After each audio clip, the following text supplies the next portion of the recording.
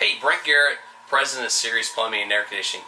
We're here talking about water heaters today, and most importantly, if your water heater should happen to start leaking, what's the first thing you do?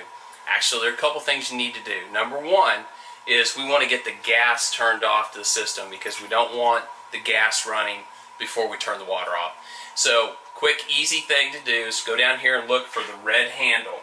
The red handle right here is going to be in line with the pipe, and that means that the gas is going to the water heater.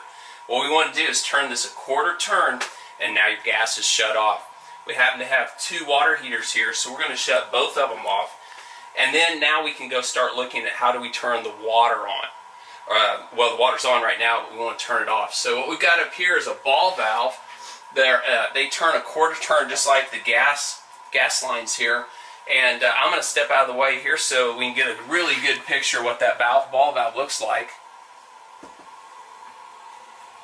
There are a lot of pipes up there. What we want to do is find the one that's coming out of the wall and going to the water heater. So I'm going to step in here, and I know that our pipe right here is coming. This is supplying both water heaters. What we're going to do is turn this just like the gas valve. We're going to turn that a quarter turn just like that, and guess what? We now have at least stopped the leaking of the water to the tank. Now these are tank models. It doesn't matter if it's a tankless or tank model. It's still holding a lot of water.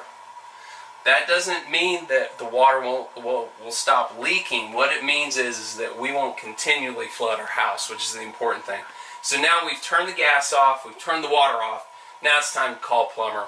Call us at 972-235-6600. I'm Brent Garrett, President of Sirius Plumbing and Air Conditioning. Don't forget, you can also reach us at www.siriuspac.com, and you can request service online. We'll call you right back. Have a great day.